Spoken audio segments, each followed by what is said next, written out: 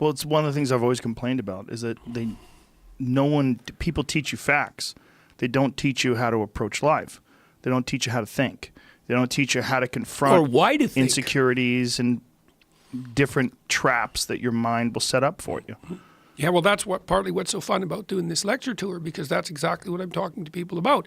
One of the things I talk about is, well, why do you think? Why bother thinking? It's like, you think, well, that's obvious. It's like, no, actually, it's not so obvious. It's like the issue that I discuss with my students at university a lot is, well, why write a good essay? Why bother? Well, to get the grade. It's like, no, that's not why. And if you think that, well, that's better than not thinking that there's any reason for writing, but it's a bad reason. Why write? Well, writing is a form of thinking. It's actually the most demanding form of thinking, I would say. There's other forms that are demanding. So how do you write a good essay? Pick a topic that matters to you. Because if you're not writing about something that matters to you, it's like you're not living something that's meaningful. It's wrong. You're not going to write a good essay because you're wrong right to begin with. It has to matter to you. Well, why does it matter? What does it mean that it matters? Well, it means that it's going to affect how you make decisions in your life. Something that matters affects how you make decisions in your life. Well, why does it matter how you make decisions in your life? Because if you make so stupid decisions, you're going to increase the sum total of suffering a lot. You're going to do stupid things to yourself. You're going to do stupid things to other people. And you're not going to be as good a person as you could be. So not only will you do stupid and terrible things, but you won't have manifested the good in the world that you could have manifested. So that's the lack. So you write an essay so that you can think, and you think so that you can live properly. And so you write damn carefully. You make sure that every single bloody word is a word that you want to use. And you make sure the phrases that you put the words in are as solid as they can be. And you make sure the sentences are well constructed and that they're organized into proper paragraphs and the paragraphs are sequenced and the content of the thing matters. And you put your soul into it. And you know when you've done that because it's gripping when you write. It's meaningfully engaging. And this is another thing that I've been sharing with my audiences. Meaning is actually an instinct. Like you think, okay, so we already decided that incremental self-improvement is the proper route. Okay, so how do you know when you're incrementally self-improving properly? And the answer is it's deeply engaging.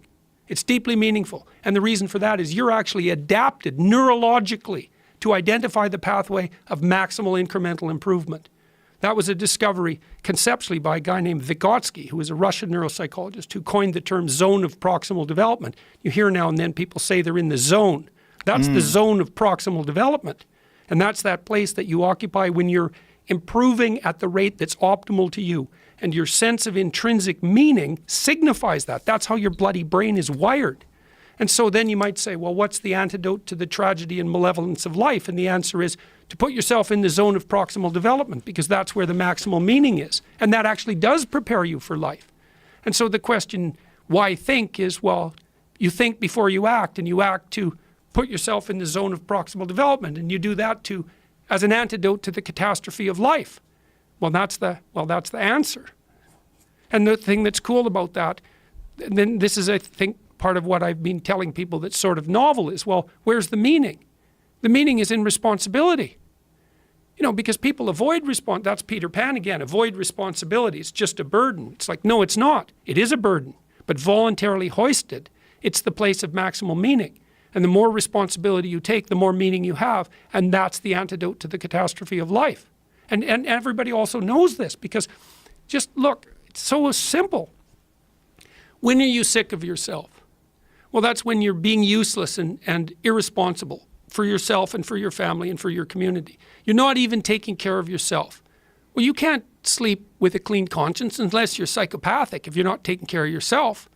And then when are you not awake in the morning at 3 a.m, tearing yourself apart with a guilty conscience? It's when you've done something useful, at least for you. And you can say, oh, well, check one on my side. You say, okay, so fine, you adopt a little responsibility for yourself and you can sleep with a clean conscience. What happens if you adopted full responsibility for yourself? And then for your family. Lots of the people who are coming to talk to me say now, I've been really trying to put my family together. Like, I've made that a goal. I'm trying to heal my family and bring it together, and it's working. So here's a story. I love this story, man. It just killed me. I was in L.A. at the Orpheum. And it's rough downtown in L.A. in places, around the Orpheum too. And Tammy and I, my wife, because she's traveling with me, and is a big help, by the way, we were wandering around downtown LA the morning after the talk, and we were walking down the street, and we were on streets we probably shouldn't have been on. But in any case, because what the hell do we know, being stupid Canadians?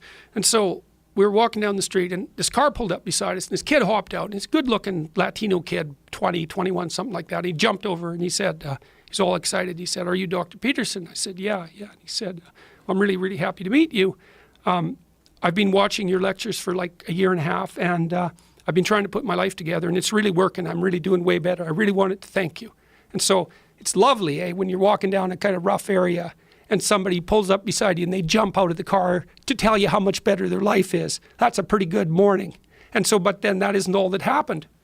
He ran back to his car. He said, wait a minute. He went back to his car and he got out his dad, and they came over together, and his dad was just smiling away, like a real smile, and so was the kid, and they had their arms around each other, and they said, "Look, like, we've really been working on our relationship for the last year and a half, and it's going just great. We want to thank you." And the father said something like, "I'm really happy that you got my son back to me."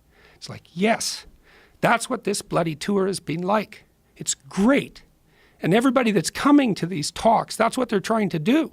I got 3,000 people in each audience, and what they're trying to do is figure out, how can I take maximal responsibility for my own life? How can I imbue it with the meaning that helps me withstand tragedy and suffering? How can I be a better person?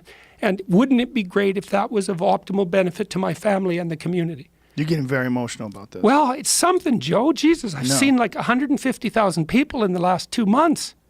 And this is what it's, well, you'll have a chance to talk to Ruben about this too. This is what it's been like. It's so positive. I can't believe it.